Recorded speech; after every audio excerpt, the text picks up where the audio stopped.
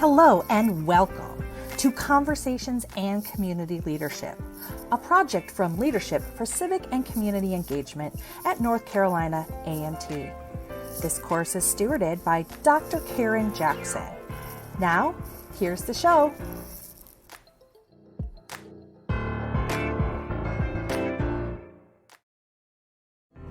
Hello, and welcome to our podcast. Before we begin, we want to offer a trigger warning for our listeners. This episode contains discussions about rape and sexual assault, which may be distressing for some people. We understand that these topics can be difficult to hear about and may bring up painful memories or emotions. We want to ensure that everyone listening feels safe and informed. If you think that this content may be triggering for you, we recommend that you take care of yourself and consider skipping this episode. We want to remind you that your mental health and well-being come first. We also want to remind our listeners that there is some support available for those who have been affected by rape or sexual assault.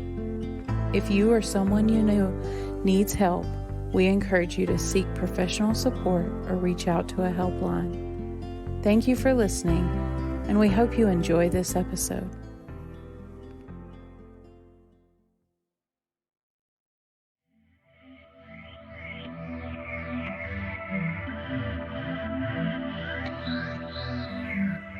American Indian communities are disproportionately impacted by sexual assault, rape, and rape culture. According to a 2022 Amnesty International report, nearly 1 in 3 American Indian or Alaskan Native women will experience rape in their lifetime, which is nearly twice as likely as white women in the United States. Amnesty International first reported on this endemic issue in 2007, and 15 years later, the landscape for Indigenous women hasn't improved. According to the U.S. Census Bureau, the United States population is 1.3% American Indian or Alaskan Native. By contrast, in North Carolina, Robeson County's population is 43.6% Indigenous. Robeson County, situated in the southeastern part of the state along the Lumbee River, is home to the Lumbee tribe of North Carolina.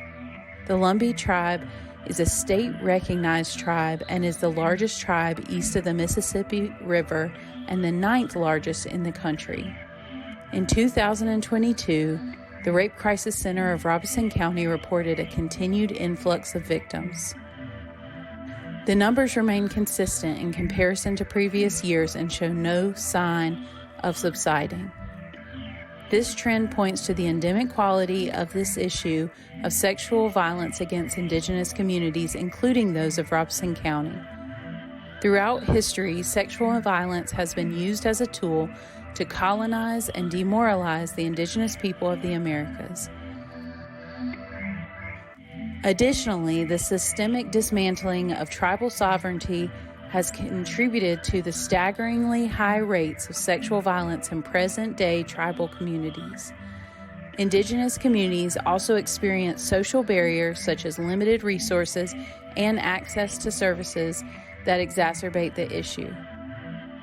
Today's podcast will examine the social factors that impact the state of sexual violence across the United States, especially in Indigenous communities.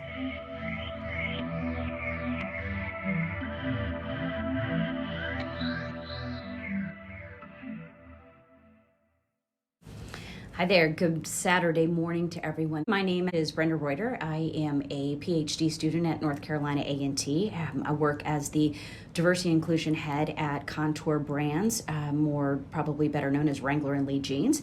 I am studying women's leadership in the leadership program here at North Carolina A&T, and I'm joined here with my study partner and friend, Parker Watson.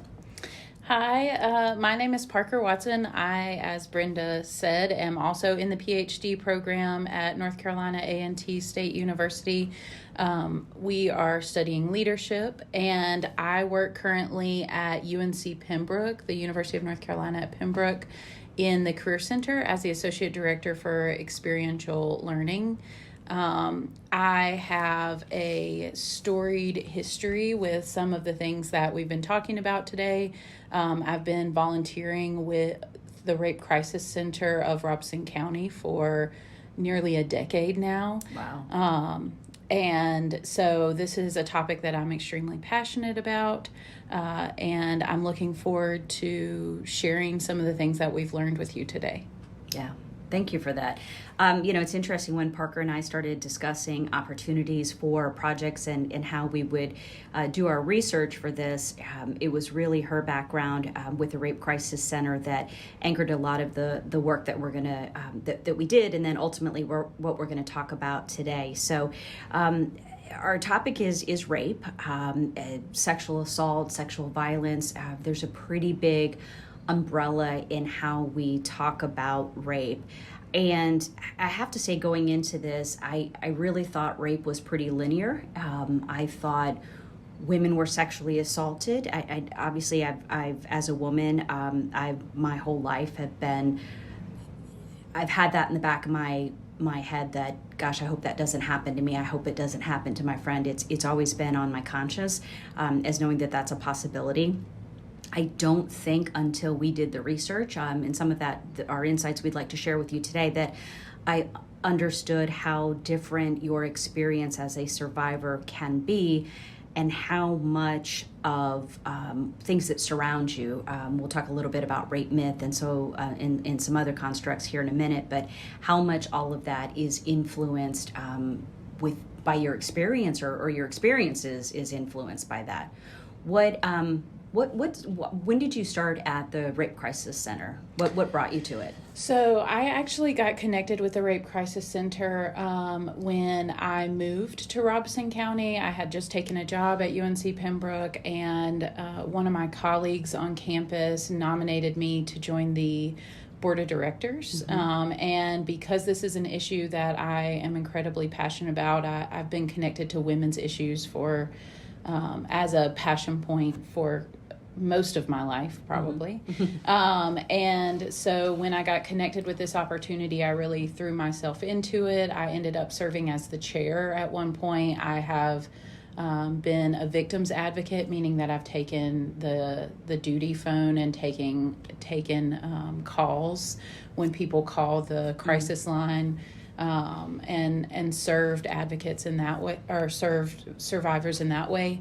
But I think that this is something that is such an important issue for me because you're exactly right. There's so many different ways that sexual assault can show up, because it doesn't just look like, I think the picture that most people conjure up in their mind is this violent encounter where mm-hmm. people, usually a stranger, are engaging in this act.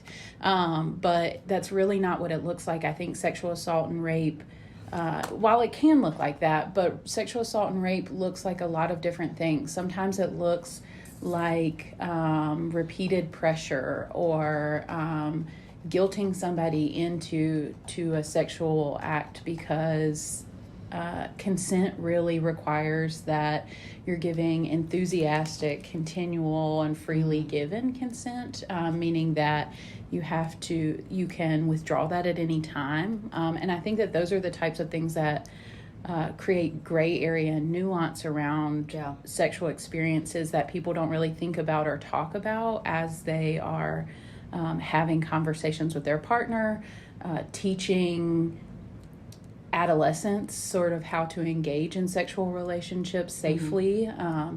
And to me, that's the place where it really is most valuable for us to be having conversations.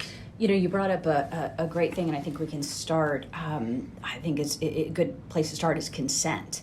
When we talk about consent, I think there's some misgivings about what that looks like, because my understanding in rape is you have to be able to consent in the affirmative. So if someone is passed out or someone is very intoxicated or somehow incapacitated, they lack the ability to consent. So even if they say, yeah, okay, if they cognitively can't consent, that is not being able to consent in the affirmative. And go ahead. Absolutely. And I think that's something, so one of the things that we've been looking into is sort of rape culture and how that is cultivated. So this idea that it really starts with ideas and attitudes that are founded in things that we see and hear in society all the time. So you hear people saying like, we're going to have a drink, maybe loosen up, get somebody in the mood, right? That's so great. I mean, it's like you say that, but I think if you're listening to this podcast and if you're of a certain age, I mean, that was not uncommon for people to say, well, let me just have a drink, or your partner saying, why don't you just have a drink and just loosen up, and I think that's just so powerful the way that has changed. You brought up rape culture, and that was something that we talked about, and it ties a little bit into rape myths, and we hear a lot about she was asking for it, or you even mentioned it when we were talking, just because it's your partner, whether it's your spouse, your partner, whatever, you still have to have consent. And I don't think people, I think people think like, oh, we're married, so it's a free ticket for I can have sex whenever I want all the time, and that's not true. Yeah, there's like this kind of assumption there because of the pre-existing relationship, and it isn't true. Consent is still required. I think consent, when people think about it, because at least in my lifetime, this has started to be a more open, more forthright conversation, but it didn't begin that way when I was younger. So the way that people think about consent, I think it's like kind of has a Poindexter vibe, right? Mm-hmm. It's like, is it okay if I do this? Is it okay if I kiss you? Is it okay if I touch you here? But really, when we're talking about consent, it can be something that feels much more casual, that feels much more sort of in the moment. Do you like that? Right? Asking a question like that. The affirmative, going back to that. Yeah. That's an easy way that feels more natural in a sexual sort of experience, where you're not undoing the mood that has been set already, but you're still continuing to get consent throughout the experience. And I think something like that, having people practice or understand consent in a way that feels natural, it doesn't feel robotic, can make it more accessible and easier to engage in your relationships. Yeah. So shifting gears a little bit, I'm just thinking back on the research that we did in preparation for this project. We really focused on Robeson County, specifically the Lumbee Indian tribe located there in Robeson County. And, obviously through your work at the Rape Crisis Center, really learned a lot about how survivors may experience the system differently. So why don't you start off with some of the insights that we learned about kind of the experience specific in Robeson County for survivors? Sure. So a little bit of background about Robeson County. It is, land-wise, the largest county in North Carolina, and it is also the poorest county. So there's a lot of poverty, there's a lot of disenfranchisement. I will say that in Pembroke, which is kind of closer to the southern border, closer to South Carolina state line, that is the home of the Lumbee tribe of North Carolina, which is one of North Carolina's 8 state recognized tribes. The Lumbee tribe is the largest tribe east of the Mississippi, so it has 60,000, I think, somewhere in that ballpark, 60,000 enrolled members. It's really a large and diverse group of people who are spread across the country, across the globe, but concentrated mostly in Pembroke and Robeson County. This tribe has sort of a long history. The experience of Eastern tribes is really different and unique than Western tribes, because they've had longer experiences with European contact. And so they really have a unique and special relationship with this place, but also an experience moving through sort of American culture. One thing that I think is kind of important is thinking about and talking about how endemic this issue is in Indigenous communities. So Right. nationally, you're looking at about 1 in 6 women who Mm-hmm. might experience something like this, but in Indigenous communities, that is basically doubled. So it's about 1 in 3 women, and that happens for a lot of reasons. There's several sort of background issues that are layered on one another to kind of build up to create an environment where Indigenous women are disproportionately impacted by something like this. You know, one of the things as we were researching that I think was really powerful, as I learned, and actually this kind of tied into the project that we ended up doing for this class, was really the system of trust, and how lacking that was. Because, you know, traditionally, what one would hope when is sexually assaulted, they would call the authorities.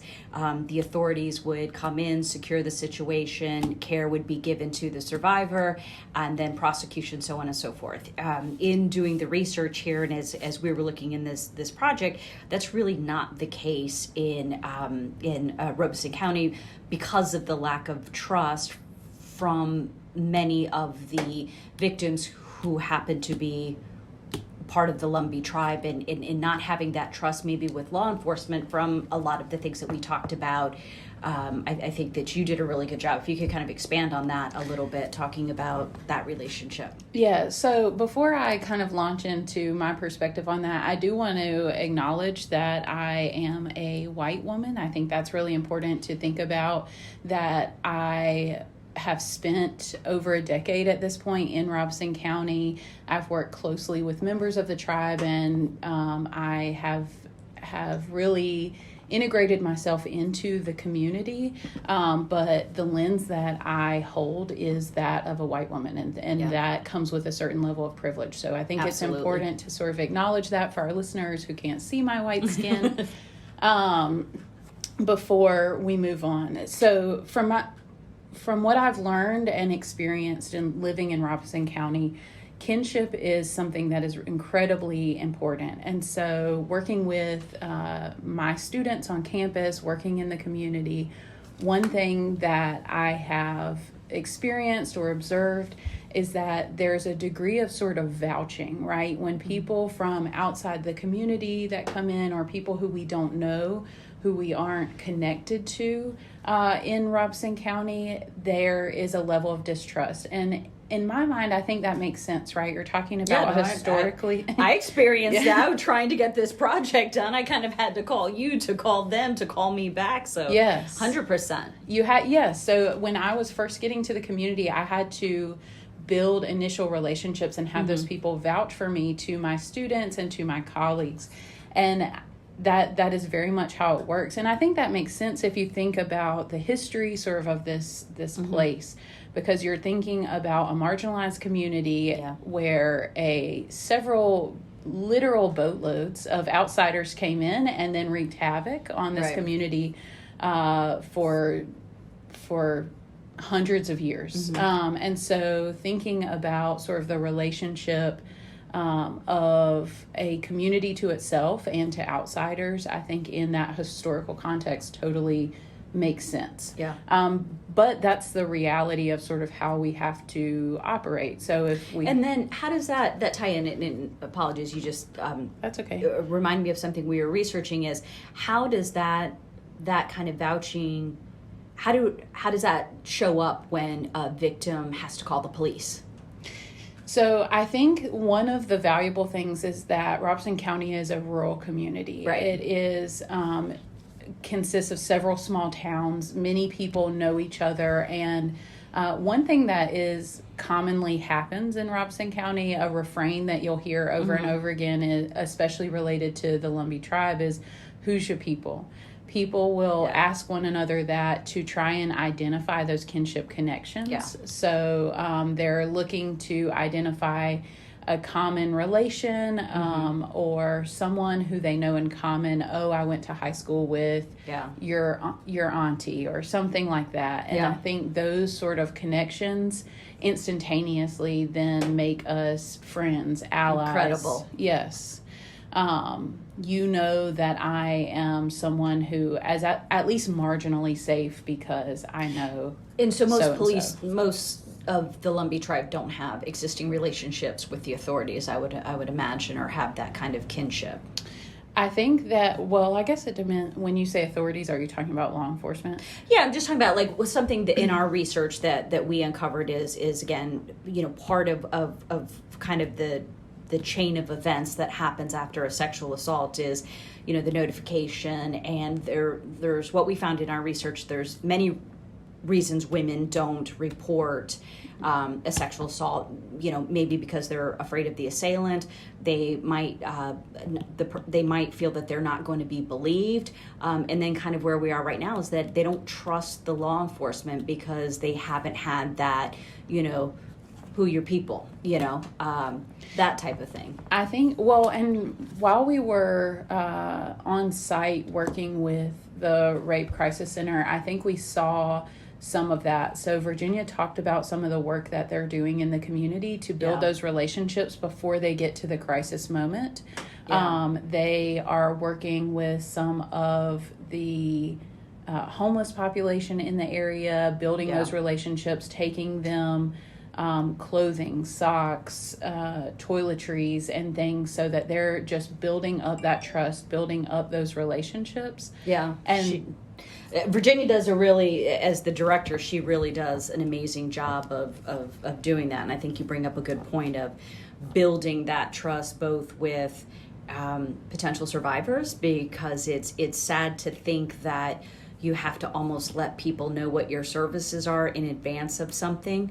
I think, again, one of the things that we uncovered in the research and is important for people to know is that rape can happen to anyone and anywhere. And I have to say, during this time, that was an aha for me, was thinking about, women who are currently experiencing homelessness, how does that look? And then going back to, consent. So, if you're in a situation where you're earning money as a sex worker and then you withdraw your consent, what does an assailant, that changes the dynamic, because a person can say, no, this was the agreement. And that's another thing that we learned in our research, that at any time consent can be pulled. Consent is it's dynamic. It at any time you can say, you know what, I don't like the way this is going, and someone can pull that consent. So that was, for me, just learning more about the demographic and how women experience rape. And I'll say that too, we did also find out in our research that rape is not specific to women. Disproportionately, women experience sexual assault and rape and sexual violence. However, it is not unilaterally women. Men can also experience that. So go ahead, were you gonna? Yeah, I think that ties back into a little bit of the rape myth piece that we talk about too, and sort of that what really is rape. Again, how we conceptualize rape. Is it something that is an aggressive sort of taking of something that has not been expressly given to me? Or can a sex worker be raped? I think that people kind of have in their mind that just by being in that sort of profession or occupation, that's automatic consent, and that's it's a blank check. Right. Yeah. Yeah. And I think that's not it really is what not, that just looks so like. We're very clear, it is not a blank check. So and I think shifting sort of that mindset and thinking about the way that rigid ideas about gender and gender roles kind of play in and build into that as well. So I think, go ahead. I was going to say, so I just want to make sure we tie off, because this obviously for you and I both was a very impactful opportunity to not only do the project for the Rape Crisis Center, but to also just learn more about it. So when we talk about some of the key rape myths, I just want to kind of tie off on those. One of them that we discovered is someone might say, well, she wasn't really raped if she didn't report it. And by the way, for as we discuss this, I'm going to use she, and we've used she a lot just for ease of use. I'm picking that pronoun. Another one, is that, she asked for it. She was out by herself. She didn't, she didn't prepare herself. That's more of that victim blaming. What we just talked about, sex workers can't be raped, which is completely false. Men don't get raped. That's another one of the big rape myths. And then also that, the way they dress. So a lot of those kind of play into it. And I think one of the biggest ahas that I didn't realize was a rape myth until we did this research was that how often it goes unreported. Like if she doesn't report it, it means that she was okay with it.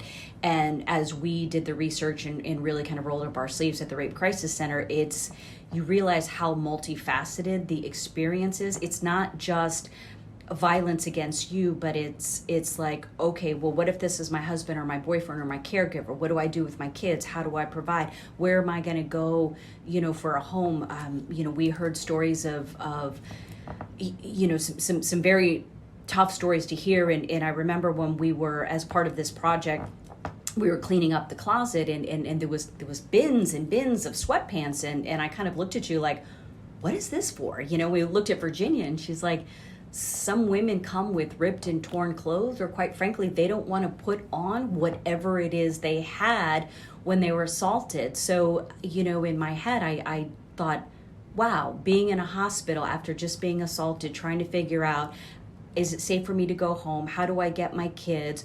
And then walking out in black sweatpants and a sweatshirt, and then all of that is not your fault and not something you did. I think one of the things that we heard was how often women blame themselves or victims, I should say more broadly. And that was one of the rape myths that really just kind of stuck with me. Is I think we very often, you were very candid in your privilege as being a white woman. I'm a Hispanic woman, but we have privilege in that we have resources and education, and I very much think it's important for people to understand that if you are a victim of sexual violence or assault, you are probably going to handle it differently than someone else, but it is not for us to judge how others handle that situation.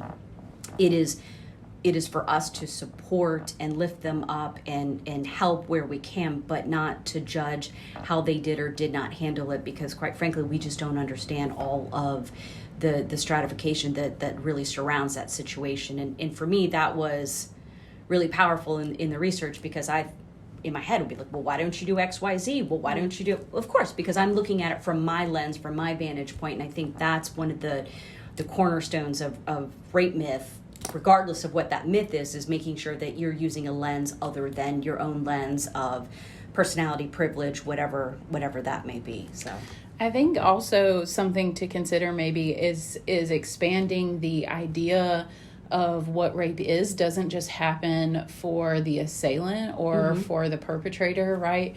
That this is a systemic issue, and the survivors of rape or sexual assault, they don't live outside of that system. So sometimes women don't report simply because they also don't recognize what happened as rape or sexual assault. That's yes, that is very, very important. Say that again. Sometimes people don't report because they also don't recognize what has happened as rape or sexual assault. And I think that is an important point to drive home, is really just figuring out what even is consent. What does that look like? And when has this happened to me? And then thinking through, because I think, having seen this even in my own circle around me, I have seen women sort of just say, oh, that wasn't that big of a deal. Right. That's just how they are. We had too much to drink. Yeah. Or whatever. And it's almost like women or victims can fall prey to that own rape myth where they say, well, I asked for it, I shouldn't have worn the short dress. Girl, if you look great in that dress, wear that. Wear what makes you feel beautiful. That's not an invitation for someone to... You should be able to stand naked in front of another person and still have autonomy over your body. Yeah. And I think that is an important piece of that too, is that everybody is existing within this system. No one exists out of it. And so that impacts the way that people respond to these experiences. And and then shapes sort of what happens next. Right. Yeah. So. Well, all right. Well, we certainly thank you guys for joining us today. Just in closing, just a couple of things. We obviously worked with a local rape crisis center. So please know that in most communities, counties, cities, there is a rape crisis center that is available. Also, if there is a national rape crisis center. So if you have any questions, you feel like you or someone you know has been a victim of assault, please call the National Sexual Assault Hotline. The hotline is available 24 hours a day, 7 days a week. They will help you with resources that you need, connect you locally, and their phone number is 1-800-656-4673. 1-800-656-4673. Thank you for taking time to join us today. We hope that you had an opportunity to learn something about rape culture, and rape myth. Thank you.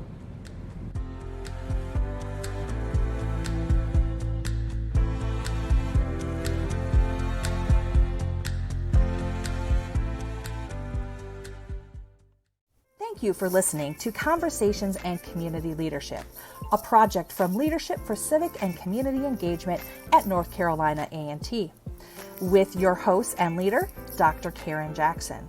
Dr. Karen Jackson can be reached at ktjackson@ncat.edu. You can also check out more from North Carolina AT&T and their Leadership for Civic and Community Engagement programs at https://www.ncat.edu/academics/leadership-studies.php.